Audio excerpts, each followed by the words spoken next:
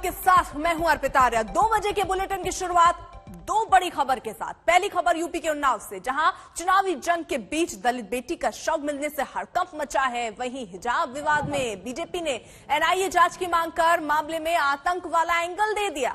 उडुपी से बीजेपी विधायक रघुपति भट्ट ने पूरे मामले की जांच एनआईए से कराने की मांग तक कर डाली है। तो ये 2 प्रमुख खबरें जिस पर हम विस्तार से आगे बात करेंगे। जहां एक तरफ देखिए उन्नाव में समाजवादी पार्टी में मंत्री रहे नेता के खेत से एक लड़की का शव मिला। दलित बेटी का शव मिलने के बाद अब बीजेपी और बीएसपी दोनों ही दल समाजवादी पार्टी को घेरते हुए नजर आ रहे हैं। वहीं हिजाब विवाद जो है वो अब सुप्रीम कोर्ट ने साफ तौर पर कह दिया कि अब ये पूरा मामला जो है हाईकोर्ट ही इस पर आखिरी फैसला देगा। उसके बाद सुप्रीम कोर्ट में आगे सुनवाई हो सकती है, लेकिन अभी हाईकोर्ट के फैसले पर इंतजार और नजर दोनों है।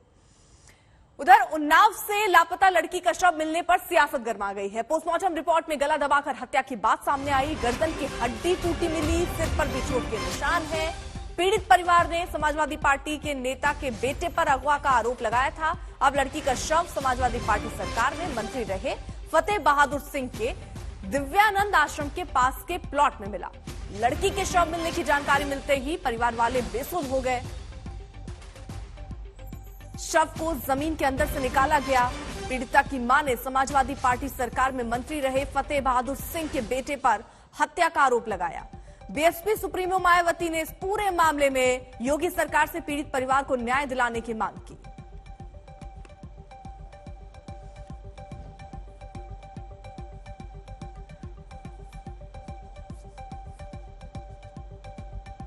सीधे रुक कर लेते अभिषेक मिश्रा हमारे साथ, हमारे सहयोगी इस वक्त जुड़ चुके हैं। अभिषेक, आपके साथ परिवार के लोग हैं, जरा इस पूरे घटना को समझिए उनसे कि ये घटना कब हुई, कब उनकी बेटी अगवा हुई थी, कितने दिन पुराना ये मामला है और क्या उन्होंने रिपोर्ट दर्ज कराई थी, क्या कह रहे हैं परिवार वाले, पहले बात कीजिए। देखिए बिल्कुल अर्पिता, 8 दिसंबर का ये मामला है और उसके बाद जब लड़की गायब हो जाती है, मिलती नहीं है, उसकी मां दर दर भटकती है इंसाफ के लिए। पहले हम आपको बता देते हैं मौजूद कहां पे है। काशीराम कॉलोनी है और ब्लॉक 128 के इस 3रे फ्लोर के 10 नंबर कमरे में पूजा नाम की जो लड़की वो रहती थी। उसकी बहन, भाई और माता पिता यहाँ रहते थे, लेकिन उसके गायब होने के बाद में लगातार उसकी मां की तरफ से कई बार कोतवाल से कहा गया, कई बार इस बात को लेकर के पुलिस के आला अधिकारियों के साथ में मुलाकात हुई, लेकिन इस पूरे मामले में परिवार का आरोप है कि सपा नेता के बेटे के दबाव के चलते कोई कार्रवाई नहीं हुई। राजोल सिंह का नाम बार बार आ रहा है। हमारे साथ में यहाँ पर बात करने के लिए उनकी नानी है चंद्रावती देवी, और जब से हम उनसे बात कर रहे हैं बहुत दुख में है क्योंकि अपनी नातिन को खोया है, और लेकिन कहीं ना कहीं बार बार ये मांग भी कर रही हैं कि इनकी बेटी के को इंसाफ मिलना चाहिए। रहिए, जरा आप साथ आऊंगी एक बार फिर से। नानी क्या कह रही है वो सुनेंगे, लेकिन उनकी मां, पीड़ित परिवार में जो लड़की थी उसकी मां क्या कह रही है, पुलिस के अधिकारी क्या कह रहे हैं, जल्दी से पहले वो सुनवा देते हैं। हम पहले प्रेम नारायण दीक्षित को लेके आए थे, पूरा आश्रम खोल के दिखा दिया। ये कोठी जो 3 मंजिल की नहीं दिखाई, कहने लगे इससे कोई मतलब नहीं है, ये इस पे चल रहा मुकदमा और इसी में मेरी लड़की बंद थी। हमने दरोगा जी को फोन किया, प्रेम नारायण दीक्षित को फोन नहीं उठाया, स्विच ऑफ कर लिया फोन। अगर ये आ जाते मेरे साथ में तो मेरी लड़की जिंदा मिल जाती। ये रजौल सिंह कौन है? रजौल सिंह एक जल्लाद आदमी है भैया। 8 दिसंबर को एक युवती की गुमशुदगी की सूचना थाना कोतवाली में प्राप्त हुई थी, जिसके आधार पर गुमशुदगी दर्ज किया गया और उसके बाद में फिर एफआईआर में तरमीम करके जो संदेही व्यक्ति को गिरफ्तार करके जांच की जा रही थी। उसी जांच के क्रम में आज ये डेड बॉडी यहाँ से प्राप्त हुई है। इस डेड बॉडी का हम पोस्टमार्टम करा करके आगे जो भी कारण रहे हैं उसकी जांच करेंगे और इसमें जो भी व्यक्ति शामिल हैं उनके विरुद्ध कठोर कार्रवाई सुसंगत धाराओं में की जाएगी।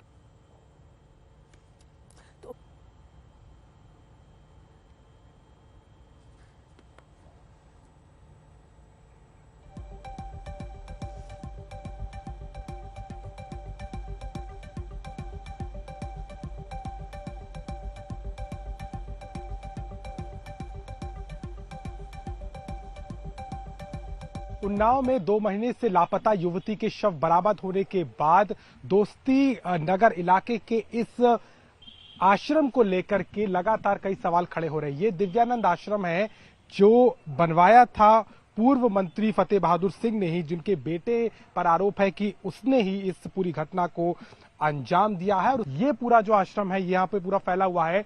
इसके साथ से आप देखेंगे सामने बाउंड्री के उधर तक जहां पर शव बरामद हुआ वो जगह भी फतेह बहादुर सिंह जो कि अब नहीं रहे उनके नाम पर है। यानी कि ये पूरा जो जगह है वो कहीं ना कहीं सीधे तौर पर उन्हीं की है और ये जो आश्रम संचालित होता है दिव्यानंद आश्रम वो भी उन्हीं की जगह पे है। इस शव की बरामदगी के बाद कई तरह के सवाल उठ रहे हैं। सूरज नाम के एक युवक की भी जो जिसको हिरासत में लिया गया उसकी भी कहीं ना कहीं निशानदेही पे ये शव को बरामद किया गया। लेकिन आखिर इस आश्रम को लेकर के क्या सच्चाई है और अगर बात की जाए तो इस आश्रम कब से आश्रम संचालित हो रहा है और खास तौर पर अब राजोल की जो भूमिका पे सवाल आ रहा है उसको लेकर के क्या कुछ सच्चाई है, इसमें बात करने के लिए हमारे साथ में दिव्यानंद आश्रम के महंत हैं, उनसे बात करेंगे। महाराज जी बताइए कि ये आश्रम कब से संचालित हो रहा है, कब बना था? ये 1999 में बनना शुरू हुआ था और तब से चालू है मेरा। अच्छा, तो ये फतेह बहादुर सिंह ने ही बनवाया? वो संस्थापक थे, उन्होंने ही बनवाया। अच्छा, राजोल सिंह आया करते थे यहाँ पर, उनका आना जाना था? कभी कभार बेटा, ऐसे उनका यहाँ आना जाना नहीं। अच्छा, अक्सर नहीं आते थे? नहीं। आपसे तो चुनावी मौसम में दलित लड़की के शव मिलने से वार पलटवार भी शुरू हो गया है। तो जी समाजवादी पार्टी के नेता हैं, पूर्व में मंत्री रहे हैं, उनके आश्रम से एक दलित लड़की की डेड बॉडी जो है वो रिकवर हुई है। उन्नाव की जो घटना है वो अत्यंत हृदय विदारक है, परंतु उससे अधिक कष्ट यह भी देता है कि इस पूरी घटना पर जो सेकुलर चुप्पी, और ये चुप्पी सिर्फ खतरनाक नहीं लगती है बल्कि क्रूर भी लगती है, क्योंकि महज 48 घंटे पहले जो हिजाब के मामले पर लड़कियों के अधिकार के लिए हाहाकार मचा रहे थे, वो आज इस दलित बच्ची के साथ हुए इस नृशंस कांड के बाद उनके मुंह में दही जम गए, इसलिए यह क्रूर नजर आता है। और मैं कहना चाहूँगा कि इससे समाजवादी पार्टी का फितरतन, आदतन, शरारतन, अपराधी चरित्र भी एक बार फिर उजागर होगा। लेकिन जो लड़की की मां है वो अखिलेश यादव के यहाँ गुहार लगा रही थी, कह रही थी कि समाजवादी पार्टी के नेताओं ने उनकी बेटी का अपहरण कर लिया। उनकी मां जो है अखिलेश यादव के काफिले के आगे आ गई थी आत्महत्या करने के लिए। 2 महीने से वो पुलिस के चक्कर भी लगा रही थी कि जो है खोजबीन की जाए। समाजवादी पार्टी के शासनकाल में ऐसी विवशता अनेक माओं को समाजवादी पार्टी के छत्र छाया में पल रहे बाहुबलियों की बर्बरता के कारण देखनी पड़ती थी। तो मैं कहना चाहूँगा कि इससे एक बार पुनः समाजवादी पार्टी का जो स्वाभाविक चरित्र है, जो अपराधीकरण, अपहरण से भरा हुआ फितरतन उनकी फितरत है, वह दिखाई। ये थे सुधांशु त्रिवेदी, हिमांशु मिश्रा, दिल्ली आज तक। तो चुनाव के वक्त ऐसा मामला सामने आने के बाद समाजवादी पार्टी की जाहिर तौर पर मुश्किलें बढ़ती हुई नजर आ रही हैं, क्योंकि राजनीतिक दल बीजेपी और बीएसपी सीधे अब समाजवादी पार्टी को निशाने पर ले रही है। कुछ और प्रतिक्रियाएं आ रही हैं, सुनवाते हैं। जो ये घटना हुई है हमारे दलित समाज के ऊपर, जो घटना हुई है, मैं इसकी घोर निंदा करता हूं। और ये जो जिन्होंने घटना किया है ये समाजवादी पार्टी के राज मंत्री के बेटे हैं। इन्होंने पहले दुष्कर्म किया और दुष्कर्म करने के बाद उसको जो है मारकर जिंदा जला उसको जो है दफना दिया गया है। और वहीं भारतीय जनता पार्टी की मौजूदा सरकार जो कहती है बेटी बचाओ बेटी पढ़ाओ अभियान, वो भी पूरी तरीके से जो है इसमें विलुप्त है और पूरा उनका संरक्षण है।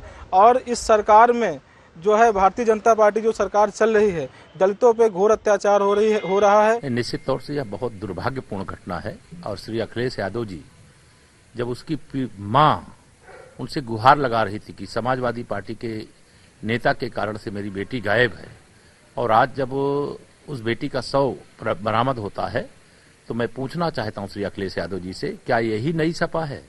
ये इसमें सपा का कोई नेता हो, नेता का कोई परिवार का सदस्य हो, उसका बेटा हो, और इस प्रकार का वह अपराध करे, और अपराध करने के बाद और अगर उसकी मां आकर के आपके सामने गिड़गिड़ाए तो आप उसे अपनी सिक्योरिटी के माध्यम से दूर करवा दो, यह उत्तर प्रदेश की जनता बर्दाश्त नहीं कर सकती। नई सपा नहीं, ये वही सपा है जो समाजवादी पार्टी के गुंडे अपराध करते थे और उनका संरक्षण किया जाता था। आज यह दुखद घटना है और मैं निश्चित तौर से आज तक के माध्यम से कहना चाहता हूं कि जो पीड़ित परिवार है उसको न्याय दिलाएंगे और जो बेटी अब इस दुनिया में नहीं रही उसको श्रद्धांजलि अर्पित करते हुए उसके हत्यारों को खोज करके कठोर से कठोर सजा दिलाएंगे। अब इस राजनीतिक बयानबाजी के ऊपर सीधे रुख कर लेते हैं, परिवार के लोग क्या कह रहे हैं ये जान लेते हैं। अभिषेक हमारे साथ, हमारे सहयोगी इस वक्त मौजूद हैं, सीधे रुख कर लेते हैं। अभिषेक, परिवार के लोग आपके साथ थे, वो अपनी बात कहना चाह रहे थे कि किस तरीके का दर्द उन्होंने झेला, किस तरीके की दिक्कतें आई, क्योंकि दिसंबर में उनकी लड़की लापता होती है और फरवरी का महीना चल रहा है। इतना लंबा वक्त हो गया, क्या उन्होंने भी उम्मीद छोड़ दी थी? क्या कह रहे हैं परिवार वाले, जरा बात कीजिए। देखिए बिल्कुल अर्पिता, इस पूरे मामले में बड़ा सवाल तभी खड़ा हो रहा था क्योंकि अपहरण के जो आरोप लगा उसके बाद में 2 महीने से ज्यादा का समय हो गया। 8 दिसंबर की ये घटना थी और उसके बाद में जब शव बरामद होता है तो तारीख हो जाती है 10 फरवरी, यानी कि इतना समय निकल गया और उसके बावजूद भी पुलिस की तरफ से कोई कार्रवाई नहीं की गई। इसको लेकर के परिवार में बहुत नाराजगी है। उनकी मां लगातार रोते बिलखते हुए, चूंकि उसका बेटी का जो है अंतिम संस्कार कर दिया गया है, पोस्टमार्टम के लिए उसके शव को भेजा गया था और पोस्टमार्टम में इस बात की पुष्टि हो रही है कि गले की जो गर्दन की हड्डी है वो टूटी पाई गई। इसके अलावा चोट के सर पर निशान है, गला दबाने से हत्या हुई है, ये भी कहीं ना कहीं रिपोर्ट से सामने आ रहा है। लेकिन फिलहाल इस इलाके में मातम पसरा हुआ है। उनके घर के ठीक सामने हम मौजूद है, तीसरे फ्लोर पर 10 नंबर कमरे में यहां पर वो परिवार रहता था। गमगीन है परिवार, कुछ कह नहीं पा रहा। लेकिन पूरे मामले ने, चूंकि अब बीजेपी और बसपा की तरफ से लगातार सवाल खड़े किए जा रहे हैं दलित बेटी के न्याय को लेकर के, समाजवादी पार्टी ने हालांकि अभी तक इस पूरे मामले पर चुप्पी साधी है। कोई भी बयान इस वक्त किसी नेता ने नहीं दिया है। लेकिन पुलिस की कार्रवाई को लेकर के, चूंकि परिवार का कहना है कि कोतवाल से लेकर के सीओ लेवल तक सब जगह उन्होंने गुहार लगाई, लेकिन जो दबाव राजोत सिंह और उसके लोगों ने बनाया उसके चलते कोई कार्रवाई नहीं हुई। जो लड़की थी उसकी जान बच सकती थी, लेकिन ऐसा कुछ नहीं हो सका और इस घटना के बाद जो शव थी उसकी बरामदगी भी पुलिस ने कल की है। जी अभिषेक, बहुत बहुत शुक्रिया तमाम जानकारी के लिए। तो देखिए, एक परिवार जिसको बेटी के खो जाने के बाद आज तकरीबन 2 महीने के बाद ये पता चले कि अब उनकी बेटी उनके बीच नहीं रही, तो किस तरीके का दर्द वो महसूस कर रहे होंगे, अंदाजा आप लगा सकते हैं। बढ़ रहे हैं आगे, हिजाब विवाद की बात कर लेंगे। हिजाब विवाद की लड़ाई अब सड़क से कोर्ट तक गरमाई हुई है। सुप्रीम कोर्ट ने फिलहाल हिजाब विवाद पर दखल से इनकार कर दिया। कोर्ट ने हाई कोर्ट के फैसले तक इंतजार करने को कहा है। उधर महाराष्ट्र के मालेगांव में जमीयत उलेमाए हिंद हिजाब के समर्थन में कूद पड़ी है। हिजाब मामले पर महाराष्ट्र के मालेगांव में जमीयत उलेमाए हिंद के बुलावे पर बड़ी तादाद में मुस्लिम महिलाएं आई हैं। सबसे आखिरी तस्वीर जो आप देख रहे हैं वो उसी समय की तस्वीर हम आपको दिखा रहे हैं जहां भारी तादाद में महिलाएं पहुंची। उधर उडुपी के बीजेपी विधायक ने एनआईए जांच की मांग कर दी है। तो अब ये जो विवाद है ये बढ़ता हुआ नजर आ रहा है। हालांकि कॉलेज प्रशासन ने 3 दिन के लिए सरकार के कहने पर स्कूलों को बंद किया है, कॉलेजों को बंद किया है, यानी आज भी स्कूल कॉलेज बंद है। वहीं हिजाब के समर्थन में शहर शहर प्रदर्शन है। तो जम्मू में हिजाब के खिलाफ डोगरा फ्रंट सड़कों पर उतरा। डोगरा फ्रंट ने शिक्षण संस्थाओं में हिजाब पर रोक का समर्थन किया। तो ये जो आग उडुपी से शुरू हुई वो देखिए किस तरीके से देश के कोने कोने तक, चाहे वो महाराष्ट्र की तस्वीर हो वो हमने आपके सामने रखी थी, वहीं देखिए ये जम्मू की तस्वीर है जहां पर लोग सड़कों पर उतरे हैं और प्रदर्शन कर रहे हैं।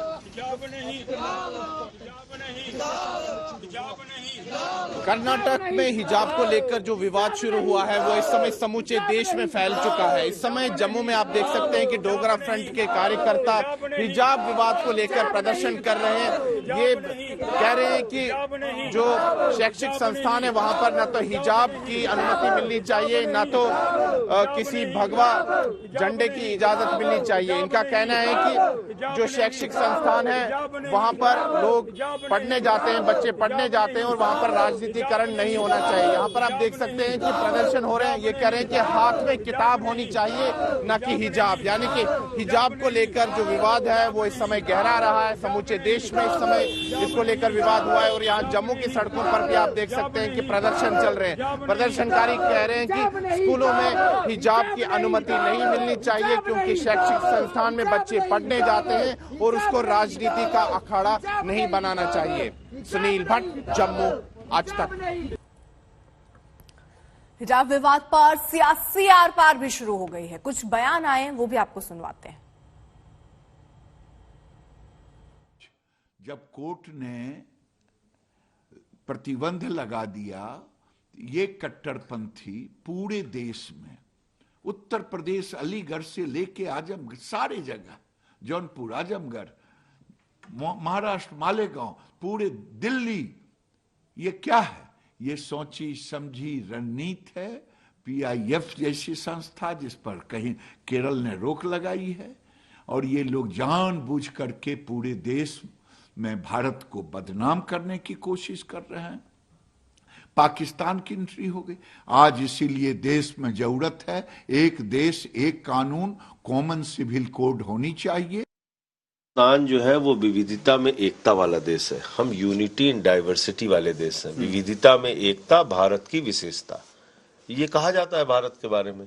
यहाँ अलग अलग जातियों, अलग अलग धर्मों, अलग अलग भाषाओं को मानने वाले लोग हैं। बात उस वायरल वीडियो की जिससे लेकर काफी देर तक हंगामा मचा रहा। दरअसल कैराना में एक गाड़ी में ईवीएम मिलने का वीडियो जो है वो सोशल मीडिया पर वायरल हो गया, जिसको लेकर तरह तरह की चर्चा होने लगी। जब इस मामले की हकीकत पता की गई तो मामला कुछ और ही निकला।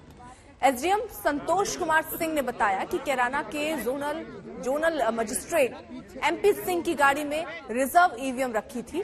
मेरठ रोड पर किसी होटल पर खाना खाने के दौरान किसी ने वीडियो बनाकर वायरल कर दी। पहले चरण का चुनाव खत्म हो चुका है और अब दूसरे चरण की तैयारी है। अखिलेश यादव रामपुर पहुंचे हैं और रामपुर में आजम खान और अपनी पार्टी के लिए प्रचार करेंगे। स्वागत है सर आपका। पहले चरण का चुनाव खत्म हो गया, क्या है आपका आकलन समाजवादी पार्टी और गठबंधन? देखिए, पहले चरण में ही जनता ने भारतीय जनता पार्टी को सबक सिखा दिया है और जो हवा चल रही है उसमें भारतीय जनता पार्टी का सफाया होना निश्चित है। जनता ने महंगाई के खिलाफ, बेरोजगारी के खिलाफ नौजवानों ने, और जिस तरीके से किसानों के लिए झूठे वादे किए गए थे, किसानों की आय दोगुनी हो जाएगी, अभी भी गन्ने का भुगतान नहीं हुआ है, ये तमाम बिंदुओं को लेकर के भारतीय जनता पार्टी का पहले चरण से ही सफाया होना शुरू हुआ है। सेकंड चरण में और ज्यादा सफाया होगा और लगातार इसी तरीके से उत्तर प्रदेश से भारतीय जनता पार्टी का सफाया होना निश्चित है। तो आपका और जयंत चौधरी की जो जोड़ी है ये हिट रही इस मैं ये कह सकता हूं कि समाजवादी पार्टी का जो गठबंधन है, जिन क्षेत्रीय दलों को साथ ला करके गठबंधन किया है, उस गठबंधन का समर्थन जनता कर रही है। सर आप रामपुर आए हैं और रामपुर में आजम खान का चुनाव है, उनके बेटे का चुनाव है, आपकी पार्टी का चुनाव है। रामपुर में आजम खान जी जेल में है इस वक्त। आदरणीय आजम खान साहब और अब्दुल्ला काफी दिन जेल में रहे। अब्दुल्ला आज हमारे साथ हैं। भारतीय जनता पार्टी जो आजम खान साहब काम करना चाहते थे, जिस तरीके के यूनिवर्सिटी बनाने का काम हुआ, उनकी जो सोच है तरक्की की कि यहाँ के लोग पढ़ लिख जाएं, आगे की पीढ़ी पढ़ेगी, जो यहाँ का विकास है, जो खुशहाली लाने का काम उन्होंने रामपुर में किया, उसके खिलाफ भारतीय जनता पार्टी के लोग हैं। और इस बार रामपुर की जनता ये जो विकास, खुशहाली, यूनिवर्सिटी, कॉलेज, उनका योगदान जो हुआ है उसके पक्ष में, और भारतीय जनता पार्टी ने जो अन्याय किया उसके खिलाफ मतदान करने जा रही है। आजम खान और उनके बेटे जीतेंगे? दोनों लोग तो जीतेंगे। रामपुर और आसपास के जिलों में भारतीय जनता पार्टी का सफाया। और जब आपसे मैं बात कर रहा हूं, अमरोहा के एक पार्टी के नेता ने आज समाजवादी पार्टी का समर्थन दे दिया। वो हमारे साथ हैं। मैं कहूंगा कि अगर वो आ जाएं तो बुला लो उनको। वो प्रत्याशी थे किसी दल के, वो आज समाजवादी पार्टी के साथ आ गए। तो ये लगातार जो हवा चल रही है वो समाजवादी पार्टी और गठबंधन के पक्ष में है। आखिरी आने तक आज जो हमारा समर्थन दिया, मैं इनको धन्यवाद देता हूं कि कांग्रेस पार्टी के प्रत्याशी थे, ये आज समर्थन दे करके समाजवादी पार्टी के साथ आ गए। बहुत सारे लोग कांग्रेस के आपके साथ आए और नहीं, बहुत सारे लोग आए और कई दलों से आए, बीजेपी से लोग आए। तो ये इसीलिए आए क्योंकि जनता परिवर्तन चाहती है और जनता के साथ समाजवादी पार्टी लड़ रही है। सर, एक घटना घटी है उन्नाव में और उसमें कहा गया कि आपके सरकार में वो मंत्री थे और उनके खेत से एक दलित लड़की की लाश मिली है और इस पर बहुत हंगामा इस वक्त छिड़ा हुआ। देखिए, मेरी जानकारी में अभी जब आया है, मैं ये बताना चाहता हूं कि जिस पर आरोप है उससे समाजवादी पार्टी का कोई नाता नहीं है। पुलिस प्रशासन कड़ी से कड़ी कार्रवाई करे, और जहां तक जो समाजवादी पार्टी में वो 4 साल पहले मर चुके हैं, 4 साल पहले उनका देहांत हो चुका है। उनके जिन पे आरोप है बेटे पर, वो पार्टी के किसी भी संगठन में किसी भी पद पर और कोई सदस्य पार्टी के नहीं है। मैं तो ये कहूंगा कि पुलिस आखिरकार क्यों इंतजार कर रही थी? जिस समय एफआईआर दर्ज हुई, और एफआईआर दर्ज जब हुई और कार्रवाई आज की, क्या पुलिस सोती रही? आखिर उत्तर प्रदेश की पुलिस कानून व्यवस्था को बेहतर करेगी कि नहीं करेगी? एफआईआर दर्ज होने के कितने दिनों बाद कार्रवाई हो रही है, ये जिम्मेदारी किसकी थी? सर एक सवाल और, कल जिस तरीके से जयंत चौधरी जी ने कहा, पता है कि बीजेपी हार रही है। मैंने इंटरव्यू देखा है आपका, और जिसमें आप इंटरव्यू ले रहे थे, किसानों ने इस बार भारतीय जनता पार्टी को हटा दिया। चलिए एक सवाल का जवाब दे दीजिए। और आपके चाचा शिवपाल जी भी चुनाव मैदान में हैं, और ये कहा जा रहा है कि आपने सिर्फ एक सीट दी और उनके लोगों को सीटें ये समय इस बात का चर्चा का नहीं है कि कौन कितना सीट पाया है। और समाजवादी पार्टी ने कोशिश की है कि उनको प्रत्याशी बनाएं जिनको जीत हासिल हो सके, और इस बार बड़े पैमाने पे जीत होने जा रही है। एक आखिरी सवाल, हिजाब कंट्रोवर्सी आप देख रहे हैं देश में, कर्नाटक का निकल करके इस वक्त सामने आया है, इसको किस तरीके से आप देखते हैं? क्योंकि ये मामला कोर्ट में भी। हमारे लिए चिंता की विषय आज ये है कि रामपुर का विकास रुक गया। रामपुर में इतनी ऐतिहासिक यूनिवर्सिटी बनी, उसका काम रोक दिया। जो आदरणीय आजम खान साहब की तरक्की की सोच थी, उसके सोच के खिलाफ ये काम कर रहे हैं। मुख्यमंत्री जी की वो यूनिवर्सिटी ठीक है अगर कैबिनेट से कोई डिसीजन लिया हो, लेकिन यहाँ पर रामपुर की यूनिवर्सिटी ने कानून गलत अपनाया। क्या मुख्यमंत्री जी ने वेटलैंड एरिया को नई यूनिवर्सिटी के दायरे में लेके आने का काम किया है? किसी मुख्यमंत्री ने इतना मुआवजा नहीं लिया होगा। क्या उत्तर प्रदेश के बाबा मुख्यमंत्री जी ने मुआवजा उठाया कि नहीं उठाया गोरखपुर में? कोई नहीं बताना चाहता। मैं तो कहूंगा कि आप बताइए कि उन्होंने कितना मुआवजा उठाया है जमीन का। क्या आप बता पाएंगे? नहीं बताएंगे आप। बस यही चुनाव है। चलिए, तो यहाँ की यूनिवर्सिटी आपके सरकार आने के बाद दोबारा से, देखिए यूनिवर्सिटी नहीं, रामपुर का विकास, रामपुर की खुशहाली, और जो काम रुके पड़े हैं विकास के, पढ़ाई के या बिजली को लेकर के, ये तमाम चीजें लोगों को आगे बढ़ाने का काम करेंगे। चैनल तक से बात करने के लिए। तो हमारे साथ थे अखिलेश यादव, और इन्होंने साफ तौर पर यह कहा है कि प्रचंड बहुमत से ये जीत रहे हैं, और साथ साथ उन्नाव की घटना पर कहा कि उस पर कड़ी कार्रवाई होनी चाहिए, और जिस मंत्री की बात की जा रही है वो अब इस दुनिया में नहीं है, और उनका बेटा जिस पर आरोप है उसका पार्टी के किसी पद से कोई लेना देना नहीं है। कुमार अभिषेक, रामपुर। तो अखिलेश यादव को आपने सुना, इस पूरे मुद्दे पर वो बोलते हुए नजर आए कि कड़ी कार्रवाई होनी चाहिए। अब बढ़ रहे हैं आगे, जरा हिजाब विवाद पर भी बात करते हैं। हिजाब विवाद की लड़ाई अब सड़क से कोर्ट तक गरमाई हुई दिख रही। सुप्रीम कोर्ट ने फिलहाल हिजाब विवाद पर दखल से इनकार किया है। कोर्ट ने हाईकोर्ट के फैसले तक इंतजार करने को कहा। महाराष्ट्र के मालेगांव में जमीयत उलेमाए हिंद हिजाब के समर्थन में कूद पड़ी है। हिजाब मामले पर महाराष्ट्र के मालेगांव में जमीयत उलेमाए हिंद के बुलावे पर बड़ी तादाद में मुस्लिम महिलाएं इकट्ठा हुई। उधर उडुपी के बीजेपी विधायक ने एनआईए जांच की मांग कर दी।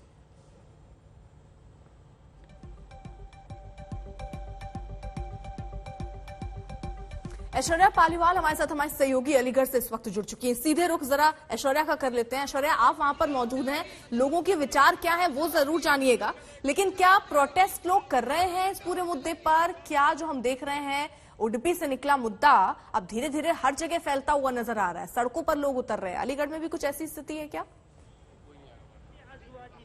देखिए, अलीगढ़ के अंदर जितने भी स्टूडेंट्स हैं वो यूनिवर्सिटी के अंदर प्रोटेस्ट कर रहे हैं, जो मेन गेट है उससे थोड़ा सा दूर। इन्हीं से जानते हैं कि ये चाहते क्या हैं। आप लोग प्रोटेस्ट कर रहे हैं, मेन मुद्दा क्या है आपका? देखिए, मैं शुरू से शुरू करना चाहूंगी। मुद्दा कहाँ से शुरू हुआ, हम वहाँ से बात कर लेते हैं। सबसे पहले ये कुछ लड़कियों का इशू था जिनको रोका गया उनके हिजाब के बेसिस पे कि वो स्कूल में एंटर नहीं कर सकती। पहली बात तो मैं ये जानना चाहूंगी, हजारों सालों से मुसलमान इस देश में रह रहा है, और हिजाब जो है वो मुसलमान के कॉन्सेंस का हिस्सा है, और कॉन्सेंस की आजादी हमें हमारा आर्टिकल 25 दे रहा है। ठीक है, उसको हमें गारंटीड राइट है हमारा, हमसे कोई नहीं छीन सकता। Point number 1। Point number 2 is that कि आपने कभी नहीं रोका, आपको कभी कोई प्रॉब्लम नहीं हुई है। सडनली आपको क्या हुआ हिजाब से? दूसरी चीज, वो कोई लाल पीला हरा गुलाबी या कोई भगवा कलर स्कूल में लेके नहीं आ रही थी। वो जो स्कूल का ड्रेस है उसी का जो कलर है उसी को अपने अगर वो लपेट रही हैं, आपको उससे क्या इशू है? आप उसके बेसिस पे अपनी उनकी एजुकेशन क्यों रोकना चाहते हैं? पॉइंट नंबर 1 मुझे कंप्लीट करने दीजिए। पॉइंट नंबर 2, ये कहा जा रहा है कि कॉन्फ्लिक्ट है और मतलब दूसरों का भी राइट है, हम उन्हें किसी को नहीं रोक रहे। अगर बात एडमिनिस्ट्रेशन के बीच की थी और बच्चियों के बीच की थी, भगवा गुंडे उसमें कहाँ से एंटर हुए? क्या आपको डर लग रहा है? आपको नहीं, हमें लेकिन जो वीडियोस हम सही है अपनी जगह। एक सेकंड, हमें इस चीज से जरूर डर लग रहा है कि जैसे उस बच्ची को हैरेस किया गया है, 50-60 गुंडे मैं उनको कहूंगी कि उनकी मतलब ऐसे लिंचिंग टाइप की उसकी लड़की की होने जा रही थी। अगर एडमिनिस्ट्रेशन बीच में नहीं आता तो उस बच्ची का क्या होता? उसको रोका गया, हमें उस चीज से डर लग रहा है। आज उसको रोका जा रहा है, हमें भी तो कल रोका जा सकता है। हमें भी रोका जा सकता है, कल कहीं भी किसी सड़क पे भी हमें रोका जा सकता है। कल हम भी पढ़ने आए और हमें से भी लड़के इस तरीके से बदतमीजी करें तो हमें भी रोका जा सकता है। क्या आपको ऐसा लगता है कि जो एक इन्फ्रिंजमेंट है वो हो रहा है आप लोगों के साथ, कि मना किया जा रहा है कि ये मत पहनिए?